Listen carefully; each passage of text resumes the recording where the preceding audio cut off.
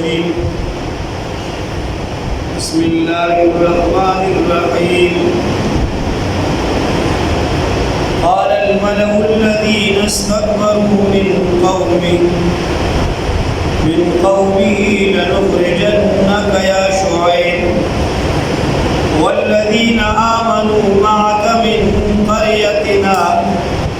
أو لتعودن في ملتنا قال أولو كنا كارهين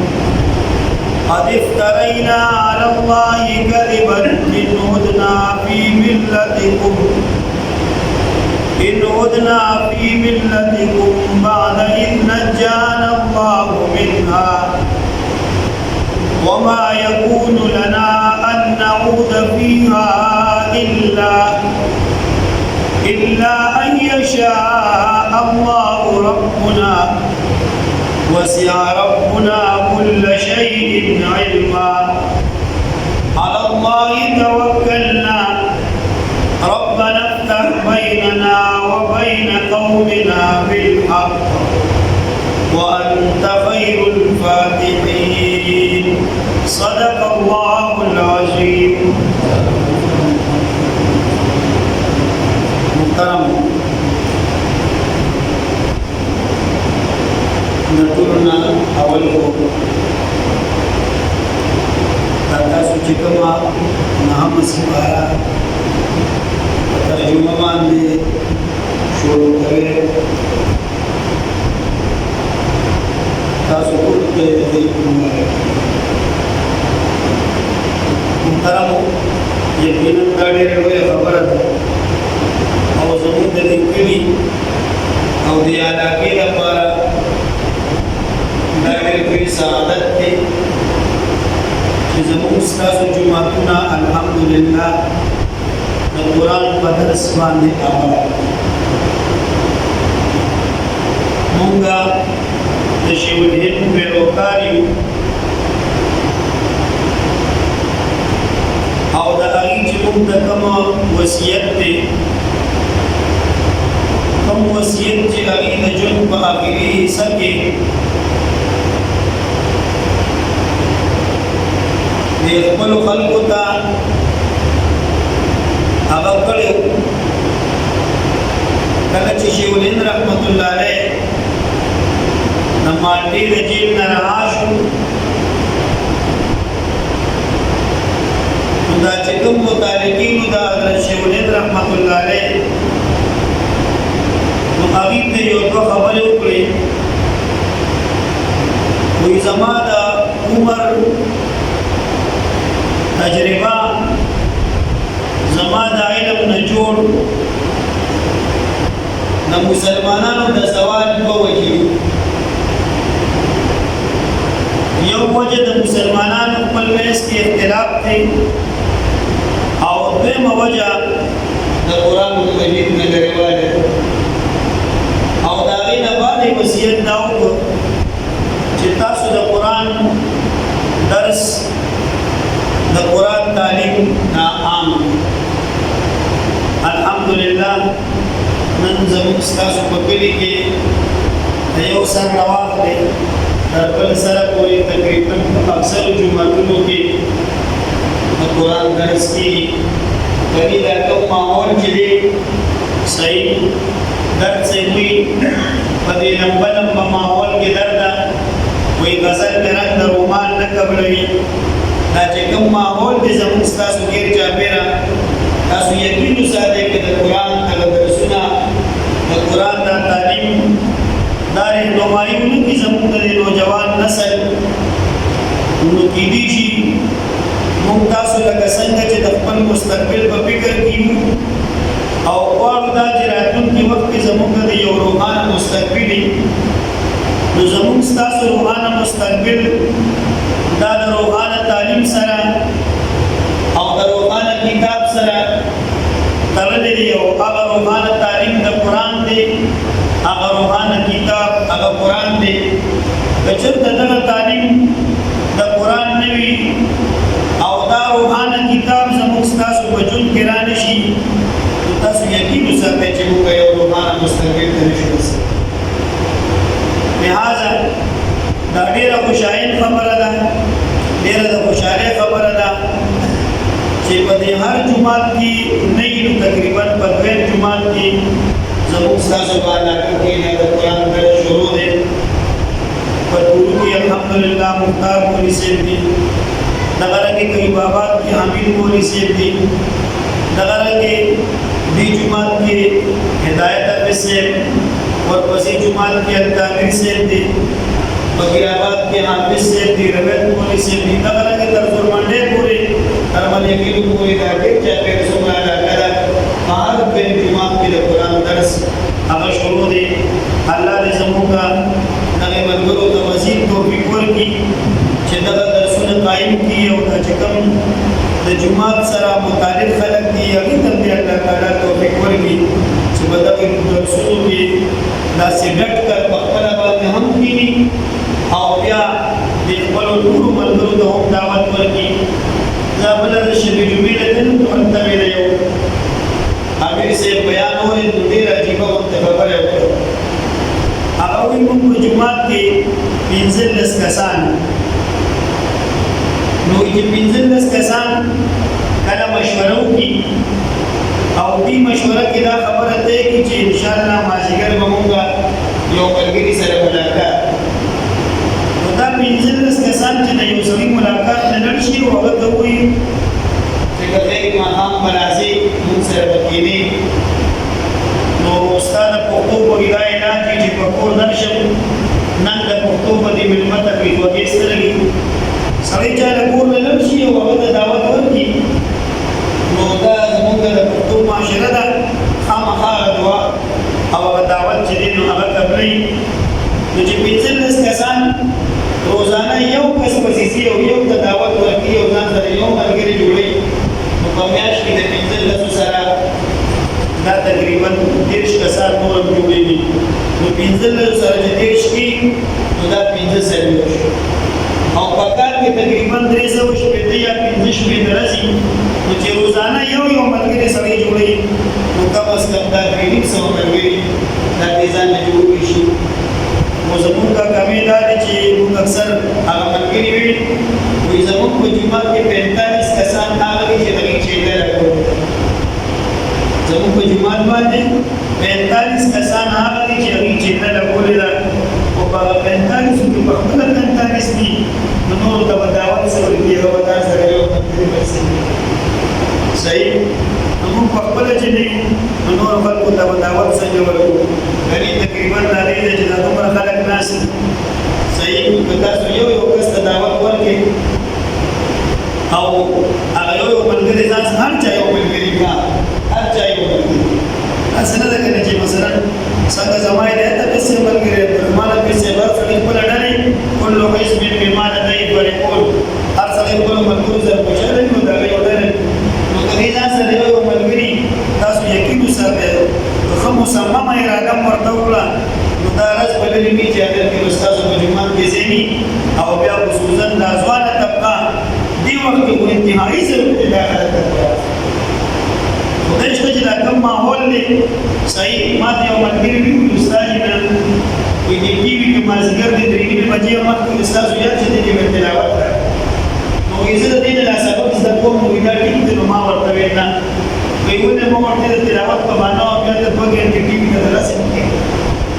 نو بیا موږ ډرامې مې کتلې نور به کیسي نو په ځای د دې چې هر دا نه زده کوي خو د استاد کې په جومات کې ناست دی نو دا نه زده کوي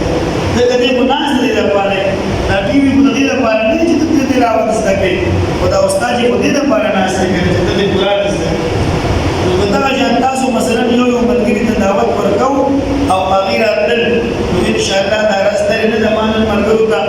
ترجمه چې کړو نو په هغې کې مې وویل وایي عبادت یو بزرګ فرمایي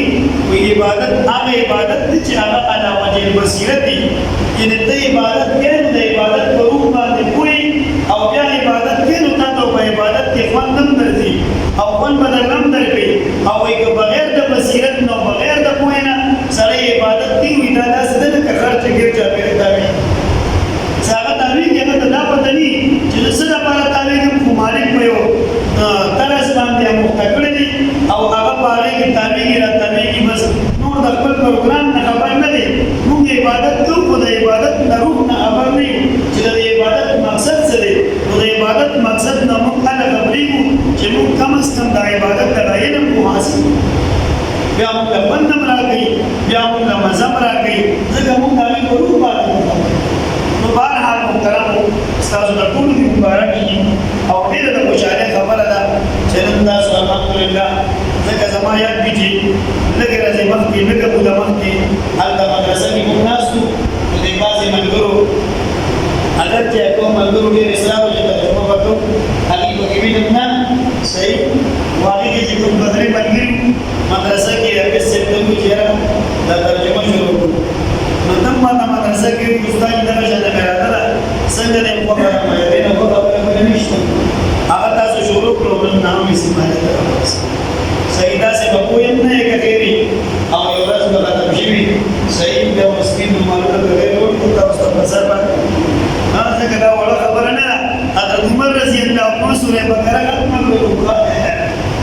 وګانې حضرت تاسو ډېر غټ کار کوئ ښه خو بهرحال سړی په دې خپل کار باندې خبر شي حافظ صاحب دې ګورې بټله نه وړي تاسو هم کله کله دې پته دی ښه اکاکا ته خدای جواب وکړي دا مجاهد شاه استاد هغه نور څه او وفات شوی دی چې کله اډاکې جومات کې ترجمه کوله د سپاره مو شروع کوله نو هغه وایي استاد نه وایي زه به یو پتیله کې بغیر کوم پیدا نه نه یو پتیله کې بغیر تاسو هم کله کله پکوي ځکه خلکو څه خلک داسې چې هغه کوم جدید نظیر نوي شي چې پکې راځي بیا سړي له وخت هم ورکوي نو نن نهمه سپاره شروع کړو قال الملأ الذين استكبروا من قومه د دې نه مخکې چې کوم آیاتونه په هغې آیاتونو کې تقریبا د شعیب علیه السلام چې قوم ته کوم دعوت ورکړی و د هغې ذکر مخکې حافظ صاحب تاسو ته وکړو وإلى مدين أخاهم شعيبا قال يا قوم اعبدوا الله ما لكم من إله غيره قد جاءتكم بينة من ربكم فأوفوا الكيل والميزان ولا تبخسوا الناس أشياءهم ولا تفسدوا في الأرض بعد إصلاحها ذلكم خير لكم إن كنتم مؤمنين اول د شعیب علیه السلام د دعوت ذکر وکړو او بیا یې بینه تاسو ته بیان کړه نو حافظ صاحب تاسو ته ویلي چې بینه څه ته ویل کېږي بینه معجزې ته هم ویل کېږي او بینه احکاماتو ته هم ویل کېږي نو دلته وجود کې د اکثرو پیغمبرانو د معجزاتو ذکر قرآن مجید کړی لکه د موسی علیه السلام د معجزاتو چې الله تعالی ورته ید بیضا او عصا ورکړې وه د عیسی علیه السلام د معجزاتو ذکر یې کړی دی چې الله تعالی کوم معجزات ورکړو چې هغه به کوم نابینه و هغه به روغول مړي چې دي نو هغه هم باذن الله سره به ژوندي کول داسې نور د ابرص بیماری به وکولې نو دا قسمه معجزات الله تعالی عیسی علیه السلام ته ورکړو نبي علیه السلام ته الله والا ډېر چې معجزات ورکړو هغې معجزاتو کې یو معجزه قرآن مجید دی ځکه نبي علیه السلام فرمایي وایي کوم پیغمبران چې راغلي الله ورته معجزات ورکړي دي چې کله پیغمبران رخصت شوي دي معجزې مو ورسره کوي ما ته چې الله کومه معجزه راکړې ده هغه معجزه به تر قیامته پورې یو قرآن مجید دی د دې وجې نبي علیه السلام فرمایي زما منونکي به د قیامت په ورځ هغه ډېر وي او یو پېره چې کله نبي علیه السلام بیمارو د وفات نه مخکې صحابو ته تپوس وکړو ای د الله پیغمبره چې کله ته نه بیا به زمونږ ساړي بیا به مونږ څه کوو نبي علیه السلام ورته وفرمایل دوه شیزونه درته پرېږدم تاسو خپلې مقبولې په هغې باندې مضبوطیا سره هغې کې یو قرآن مجید او یو د نبي علیه السلام سنت مبارک صحیح نو بهرحال د شعیب علیه السلام قوم ته دعوت ورکړ قال یا قوم اعبدوا الله هر پیغمبر چې راغلی دی هغه اولنۍ دعوت د الله د بندګۍ ورکړ ځکه دا بنیادي خبره ده د الله بندګي قال یا قوم اعبدوا الله ما لكم من اله غیره قد جاءتكم بینة من ربکم او بیا چې کوم معاشرتي زموږ کمی د هغې نشاندهي ورته پیغمبر کوي نو ورته فاوفوا الکیل والمیزان ولا تبخسوا الناس اشیاءهم صحیح کمی او زیاتې چې دي نو دا به نه کوو اکثر داسې چې کله تاسو د بل نه غلی وئ صحیح واذا کالوهم او وزنوهم یخسرون چې کله د بل نه غلی نو بیا پوره غلی چې کله ورکوئ نو بیا صحیح اوس خو بیا دا وي چې کله ورته دغه راغلي دي تللي نو په دې کې چې ما ته پته نشته د دې چل بچاله ورځي هغه نه ورځي موږ دا شي چل راځي صحیح محمد نور کو علاوه محمد اور سکھایا کہ سړي چې یو کار روان کی بیا هغه کې چلم سړي ځکه چې په دې هغې کې اوس د غلا چل څنګه کوي او هغې کې به د نور چې کوم پروګرام وي هغې سره متعلق هغه سړی چل زده کوي خو بهرحال دا مخکې کلي چې وي نو هغې کې خو ډېر اسان کار و هغې کې به دا کمې زیاتې داسې په اسانتیا سره کوي نو شعیب علیه السلام قوم ته وایي فاوفوا الکیل والمیزان تاسو پوره کوئ ناپ تول ولا تبخسوا الناس اشیاءهم او کوموئ ما د خلکو هغه څیزونه چې کوم تاسو ورکوئ پوره ورکوئ چې کله اخلئ هم پوره ولا تبخسوا الناس اشیاءهم ولا تفسدوا في الارض بعد اصلاحها او فساد مه خوروئ په ځمکه ځکه امام شاه ولی الله رحمت الله علیه فرمایي وایي د پیغمبر د راتګ چې کوم مقاصد دي په هغې عظیمو مقاصدو کې یو مقصد دا دی چې دا ظلم د معاشرې نه ختم شي او فساد دا د ظلم نوم چې کله کمې زیاتې کېږي بیا به خامخا فساد راځي او چې کله کمې زیاتېږي هر شي عدل او انصاف سره هغه چلېږي یقیني خبره دا ده چې بیا به اصلاح وي فساد به نه راځي نو امام شاه ولی الله رحمت الله علیه فرمایي چې بنیادي مقصد د پیغمبرانو د راتګ د دنیا ته چې کوم مقاصد دي په هغې عظیمو مقاصدو کې یو مقصد هغه دا دی چې دا ظلم ختم شي او بیا نبي علیه السلام فرمایي چې الله په خپله وفرمایل چې ما په ځان باندې ظلم حرام کړی دی د دې وجې د تاسو هم په خپل منځ کې په یو بل باندې ظلم ما په ځان باندې ظلم حرام کړی دی نو تاسو خپل منځ کې په یو بل باندې هغه ظلم مه کوئ ذلکم خیر لکم ان کنتم مؤمنین ځکه د ایمان تقاضا دا ده چې تاسو د یو بل سره خیرخواهي وکړئ ظلم ونه کړئ د ظلم په وجه باندې که یو سړي سره تا نن ظلم وکړو دلته کېدی شي نن یې در باندې وس بر نه شي خو که سړی در باندې وس بر شو بیا به د خپل هغه ظلم بدل چې دی نو دا به خامخا درنه اخلي یو بزرګ یو غریب باره کې راځي که یو سړي په ګټه باندې وویشي نو هغه د هغې چا په ګټه باندې ویشتو نو هغه د بادشاه سره وزیر وو نو هغه غریب سړي هغه ګټه ځان سره سنبال کېښوده او ویې چې کله ورته کېږي شي مګر به غلم څه زمانه پس د وزیر نه څه کوتاهي وشوه د بادشاه مزاج خو تاسو ته معلوم دی صحیح داسې نازک مزاج د بادشاه کله کله یو شي په طبیعت باندې سمون ونه کړي نو بیا سړي ته سزا ورکړي نو څه وزیر به داسې څه کمې زیاتې به شي نو بادشاه ډېر پوهېږي بل نو دې پوهېږي بل هغه سړی د غریب په لاره باندې راځي خپله ګټه ورسره ده او هغه سړی چې کله ولید په پوهېږي هغه لاندې بند دی نو هغه ډېر راواخیست او بیا یې بله نه وویشته زه په سر هغه ورته یې دا ولې وایي دا ستا د ظلم هغه ګټه ده چې تا وویشتې او دا مې سنبالېږې وه چې یو وخت به راځي او ستا نه به د خپل ظلم بدل چې دی نو هغه نو بهرحال محترم الله فرمایي نبي علیه السلام فرمایي الله تعالی فرمایي ما په خپل ځان باندې ظلم حرام کړی دی نو تاسو هم په خپل منځ کې په یو بل باندې ظلم مه کوئ ځکه که چېرته په دنیا کې د یو سړي بس په تا باندې فرق نه شو نو د الله سره یو ځای هغه شته دی قیامت شته بیا به خامخا د دې ظلم تپوس کېږي او دا د قیامت د قیام بنیادي مقصد هم دا دی چې مظلوم ته د خپلې مظلومتیا او ظالم ته د خپلې ظلم چې دی نو هغه بدله نه وشي واذکروا ان کنتم قلیلا دلته یو بل د احسان ذکر یې ورپسې وکړو چې تاسو کم وئ نو الله وایي ما تاسو زیات نو دا کثرت دا د الله تعالی د انعاماتو نه دی ورګه اگر چې موږ یو بل پټې پړاوي چې بھائی دا دو بچے دو ہی اچھے حقیقت دا سے نہ دے حقیقت دا دینا قرآن کے اللہ یہ شعیب علیہ السلام قوم باندې چې کوم احسانات دي نو په هغه احساناتو کې یو احسان په نام دی واذکروا ان کنتم قلیلا فکثرکم چې یاد کې تاسو زماره هغه احسان چې تاسو لږ وې نو ما ډېر کړې او دا ډېروالی په دوه طریقو سره راځي یو ما تاسو ته په ابتدا کې یو خبره وکړه ډېروالی په دې راځي چې کله تاسو خلکو ته دعوت ورکړئ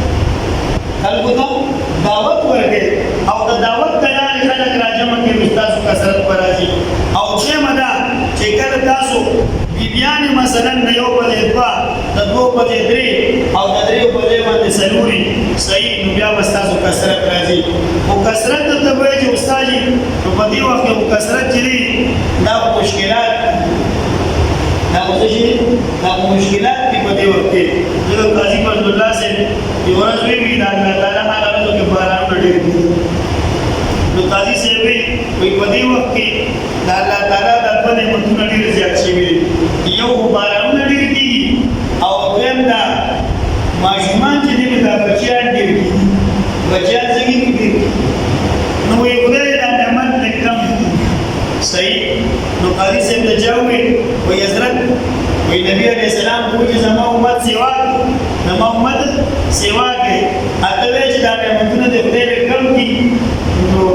قاضي سے ورته فرمایل وي خدای په وي نبی عليه السلام امت یاد کړی وي دا خلک یاد کړی وي دا نبی عليه السلام امت دې دا کلان د جناس دي او دا کله په یو نشو کله بل نشو کله بل شي کې مبتلا وي دا نبی عليه السلام امت دا امت نبی عليه السلام یاد کړی امت یاد کړی او دا امت نه دي نو ته به چې استاد دا دومره کثرت اعداد د اولاد راشي نو په دې زمانہ کې خدا ډېر مشکل دی نو مشکل نه ده او دوه خبرې ضروري دي تعلیم او تربیت تعلیم او تربیت یو ورته تعلیم د قران ورکا تربیت په قران سره وکا ان شاء الله چې څومره ډېری ته به مطمئن څومره ډېری ته به مطمئن او چې مثلا حضرت طالب طيب رحمت الله علیه فرمایي کوئی په هر انسان کې الله تعالی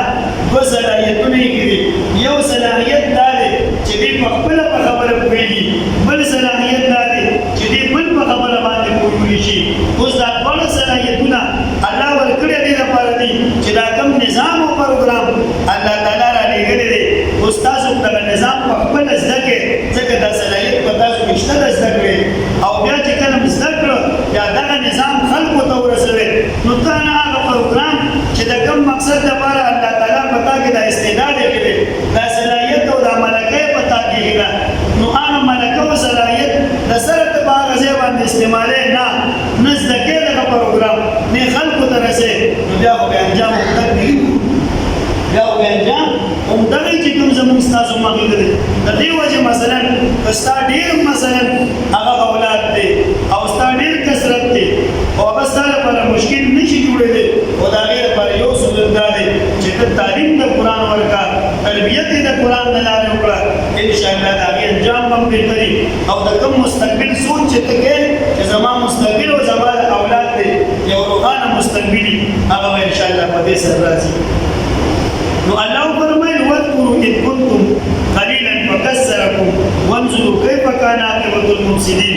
المفسدين وانجام تاسو روان دي د دې مخکې دا پنځمه واقعه د شعیب علیه السلام څلور واقعات مخکې یادونه کتاب شوې هغه انجام درته بیان شو وان كان طائفة منكم آمنوا بالذي ارسلت به وطائفة لم يؤمنوا یو ډول ایمان راوړو یو ډول ایمان راوړو دا کومه ډول چې ایمان راوړو یقینا هغه پیغمبر باندې او د پیغمبر په مرګ باندې هم ظلم کوي نو هر دور کې هر پیغمبر دا د الله د جانب چې کوم هدایت دی هغه هدایت دا چې بس تاسو صبر کوئ فاصبروا صبر کوئ حتى يحكم الله بيننا تر هغه پورې چې الله تعالی واستاسو مینس کې فیصله وکړي ځکه الله تعالی هو خیر الحاکمین الله رسول فیصله هغه نشي کولی او تاسو په دې مخکې څلور واقعاتو کې هغه فیصله د الله تعالی ولیده چې کومه فیصله د الله راغلې ده تاسو وکړل هغه خلکو ته چې کوم خلکو صبر کړی هغه د الله تعالی په دنیا هم خیر ورکړي او د آخرت د خیر وعده ورسره الله کړی ده قال الملأ الذين استكبروا من قومي لنخرجنك يا شعيب اوس دا پنځمه واقعه ده د شعیب علیه السلام چې خپل قوم ته دعوت ورکړو اولنۍ دعوت د توحید ورته او بیا چې په قوم کې کومې خرابې وې د هغې نشاندهي یې ورته وکړه او هغه چیدا کومې خامې وې د هغې ذکر یې ورته وکړو چې بهې دا ټولې کمې مه کوئ فساد مه کوئ ملارو کې مه کېنئ ډاکې مه کوئ شوکې مه کوئ خلک مه یاروئ خلک د دین د لارې نه مه منې کوئ استاد ته معلوم او د مخکې واقعاتو نه بدر ته هم معلوم شي چې په هر دور کې د پیغمبر مخالف دا غټ خلک دي په هر دور کې د پیغمبر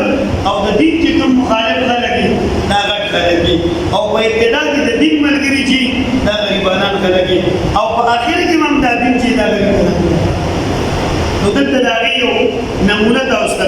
چې کله شعیب علیه السلام قوم ته دعوت ورکړي مکه یادونو کې چې کوم تاسو ولې نو قوم ورته سوي قال الذين استكبروا من قومي قال الملأ الذي ملأ دا چې سردار دی ویلي او د قاضي صاحب فرمایل وې دا اهل پارلیمنت چې کوم دي قال الملأ وې دا اهل پارلیمنت چې کوم خلک دي دا ګر چاپیره چې کوم د صدر او وزیر اعظم سره ناس دي دا ملأ دا ګډ خلک دا مشیران دا وزیران نو دي راولګېدل او د پیغمبر دی من قومي خدا بل څوک نو ورغا دا بل څوک نو دا د قوم خلک دا شعیب علیہ السلام د قوم غړ خلک شعیب علیہ السلام ته وی لنخرجنك يا شعيب والذين آمنوا معك من قريتنا اے شعیب علیہ السلام لنخرجنك من بوباستا صحیح والذين آمنوا او هغه خلک چې کوم تاسو سره بلګری دي من قريتنا د دې کړي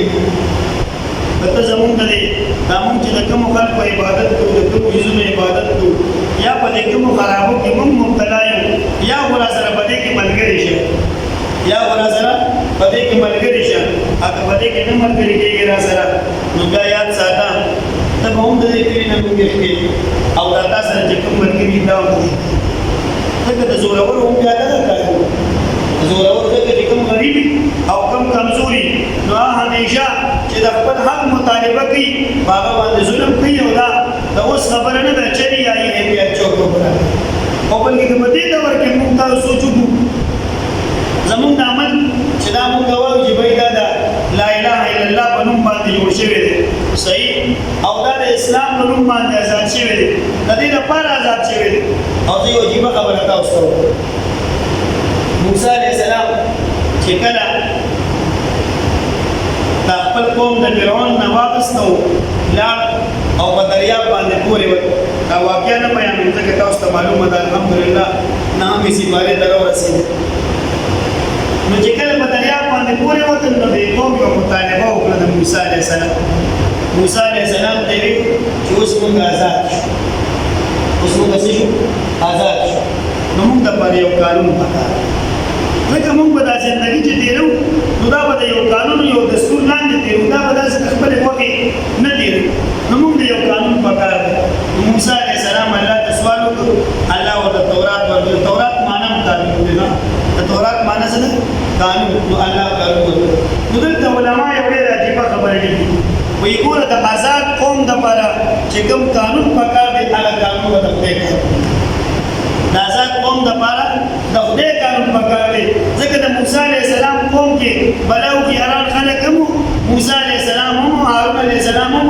داسې پولی شو چې موسی علیه السلام او هارون علیه السلام ته ویلې وي چې ته ځان سره دا 12 کسان د قبیلو مشران هغه ځان سره کړه تاسو کېنئ موږ له یو چې دین یو پروګرام موږ یو نظام جوړ کړو یو دستور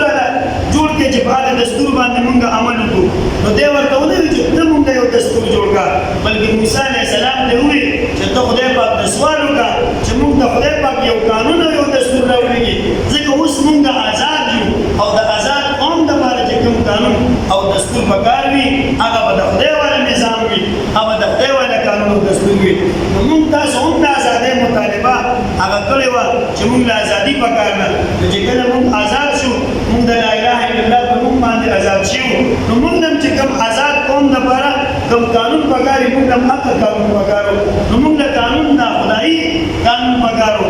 هغه زموږ ونه شو هغه مطالبه زموږ پوره نه شوه او د هغه وخت نه واده تر اوسه پورې تقریبا چند غټ خلک هغه موږ باندې په اقتدار کې دي او د لارې راته منې کړې ده ورنه اوس هم تقریبا د دې ملک د اکثرو مسلمانانو دغه مطالبه ده چې موږ آزاد خلک یو او موږ د الله والا نظام پکار دا زموږ د ټولو خوښه ده که نه ده دا زموږ د ټولو مطالبه هم ده چې وایي په دې ملک کې د نظام د قرآن دا زموږ د ټولو خوښه ده دا زموږ د ټولو مطالبه ده خو چند کسان د دې مخالف دي د دې وجې غواړي نه او که دغه څو کسان وغواړي یقینا سبا په دې ملک کې چې دا نظام هغه راتلېږي نو هغه وخت هم چې کومو خلکو مخالفت کړو شعیب علیه السلام قوم ته دعوت ورکړ د هغې د خرابو نشاندهي ورته وکړه هغې ورته په زور او په طاقت باندې راغلل نو څه ورته وویل وایي لنخرجنک یا شعیب والذین آمنوا معک من قريتنا او لتعودن فی ملتنا او شعیب علیہ السلام تصریف دا خبر نه ده شوی موسی علیہ السلام ته هم دا خبر شوی دا عیسی علیہ السلام پس هم خلق راغل او دا هغه د قتل اراده وکړه حتی دې چې قتل کوی الله تعالی پورته کړ نبی علیہ السلام سره هم تک شامل شو تر دې حد پورې چې نبی علیہ السلام هغه مجبور شو په هجرت باندې او د مکې نه لاړ مدینه ته او مکې ته مخامخ ولاړ دی او پوری ورته اسلام کې هم نه مجبور یم ځکه هجرت کوم مدینه ته او چې کله اولنې وحي نبی علیہ السلام تراغله نو نبی علیہ السلام راغی حضرت خدیجه الکبرى رضی الله تعالی عنها ته چې کله حال وي هغه دې ځان سره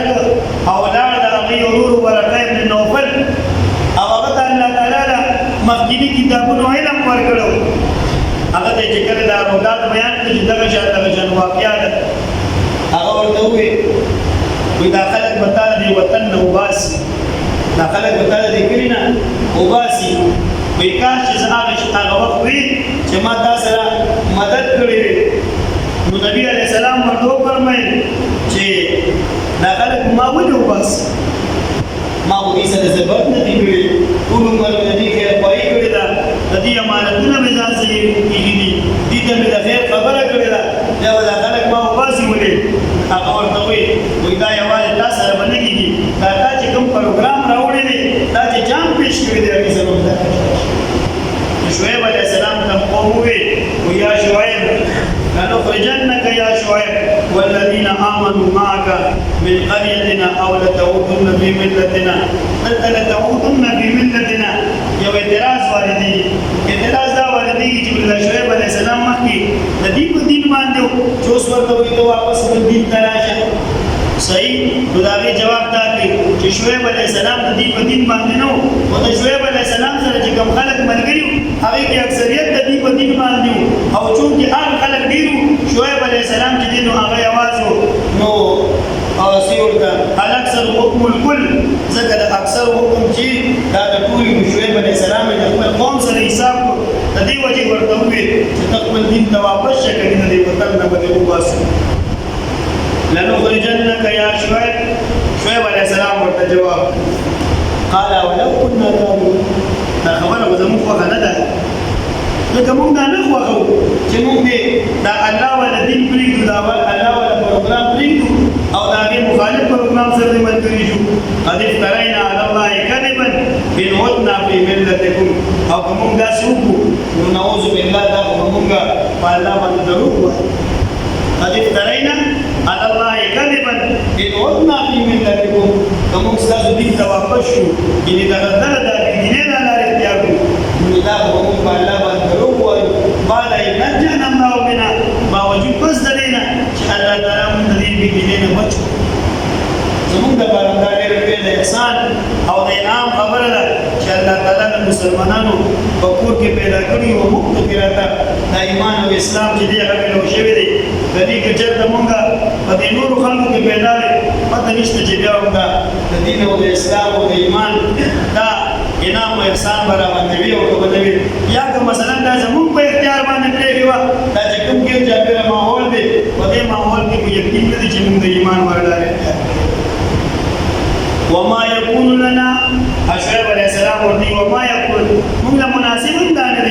ان نعوذ فيها چې موږ د اسلام دین ته واپس دا الا ان يشاء الله ربنا کچته الله وایي الله سمت له وایي ان کله کله زړه الله ګوره یو نعمت ورکړي د نعمت قدر الله چې نعمت ورکړي دا یې قدر وکړ دې چې دا نعمت قدر وکړي او کله سړي نه به قدر وشي نو دا به قدر دا وجه نه الله تعالی دا نعمت واخلي نو د ټول نبی نعمت چې الله څومره قیمتي چې زونه په مقدس مکه پیدا کړی دي دا ټول قیمتي شي چې هغه ایمان هغه چې ایمان دی خو د دې په موږ ته کله چې دې مقبره شي دلته موږ اگر چې ظاهرا دلته هم د هغه پیدا موږ ته مقامه پستر کو باندې ښکاریم ویلو مبارک ارزین بیا شانکار نه کی کله چې هغه میدان ولګي چې کوم د ایمان بنیادی میدان دی او البته کې د ایمان کوم قدر او قیمت دی ځکه دا کافران پر قیامت پر ورځي چې خدای لازم سدي دا ټول عرش والا همون هغه شی راکړي چې دا مسلمانانو د مؤمنانو لور کړی